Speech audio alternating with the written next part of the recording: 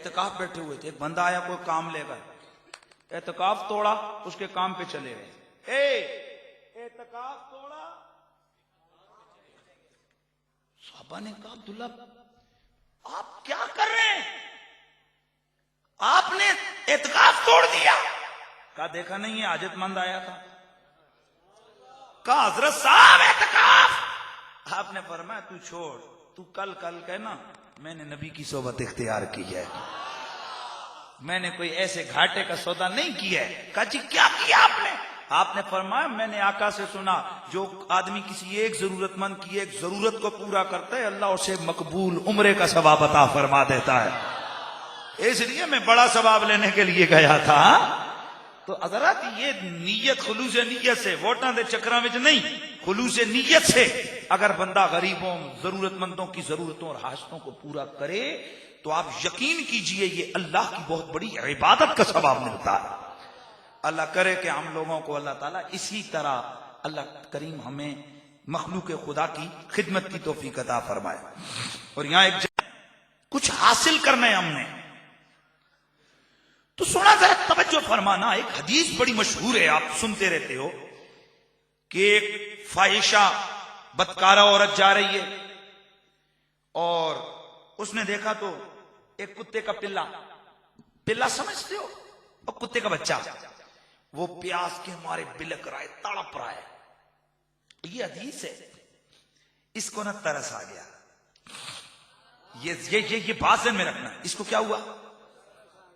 इसने कहा यार मुझे इतनी प्यास लगी है तो इसको कितनी प्यास लगी होगी। इधर उधर देखा कुछ नहीं था। उसने काम किया, उसने जूता उतारा, पानी निकाला, दुपट्टा उसमें से निकाल कर उसमें पिलाया पानी कुत्ते को। कुत्ते की प्यास बुझ गई, खत्म।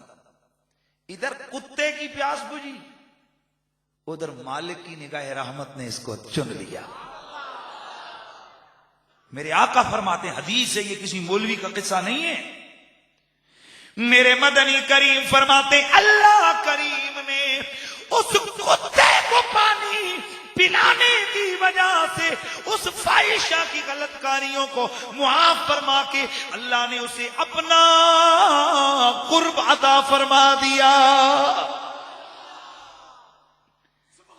यार तो जहां एक कुत्ते के बच्चे को अगर कोई बंदा उसकी परेशानी में, उसकी प्यास में उसको पानी पिलाता है, तो जरा खुद सोचो यार कि जहां कोई अल्लाह ताला के बंदों को, मखलूक खुदा को, इंसानों को बेकस बेसहारा और कोई खिलाएगा पिलाएगा, अल्लाह उसको कितना अजर और कितना सवाब अता फरमाएगा। ये मत सोचिए कि आप शहर में रहते हैं तो आप अगर खुला खा रहे हैं, अच्छा आपके घर में है, ओढ़ना बिछोड़ना है, तो सारे मोहल्ले वालों की हालत यह है। आप यकीन कीजिए आपकी इन्हीं बस्तियों के अंदर ऐसे ऐसे सफेद पोश गरीब लोग बसते हैं, मैं खुद कुछ लोगों से वाकिफ हूं, यकीन कीजिए कि जिनको वक्त का खाना भी मुयस्सर नहीं है। इसीलिए तो कुरान पाक फरमाता है जब तू देने पे आए ना, वो तो अलग बात है कि हम जब तक 2-4 तस्वीरें हमारी ना छपें अखबार में। आजकल अजीब ड्रामा है, फलाने साहब पैकेट दे रहे हैं, 500 या पैकेट देता था, फोटो जनाब अखबार पूरी दुनिया पे लगा रहे। क्या है ये? याद रखिए आज भी ऐसे भूखे प्यासे लोग हैं, परेशान हाल लोग हैं। हुजूर अल्लाह का कुरान कहता है ना कि जिस वक्त तुम सदका दो, खर्चा करने लगो तो तलाश करो। क्या हिकमत है मेरे अल्लाह के साथ, ये तलाश करवाने की क्या हिकमत है? ये तलाश क्यों करवाया? हाँ, और ये भी फरमाया कि ये जो सिर्फ मांगते मांगते जो जाहिरन तुम्हें नजर आ रहे ना, इन्हीं को नहीं, शायद ऐसे भी हों कि जो अपनी सादा पोशी, सादा उसमें आकर वो अपने आप को जाहिर ना करते हो। ए मेरे हबीब अपने गुलामों से कहे ढूंढ तपोश करके तुम सदका दिया करो।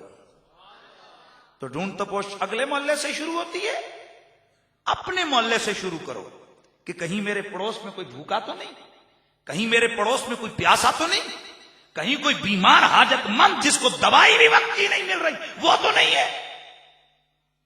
इसलिए याद रखो, आपको कमेटी चौक मोहल्ले का नहीं पूछा जाएगा, आपसे आपके मोहल्ले का पूछा जाएगा। आपसे कश्मीर वालों का सवाल बाद में होगा, आपके अपने मोहल्ले वालों का सवाल पहले होगा।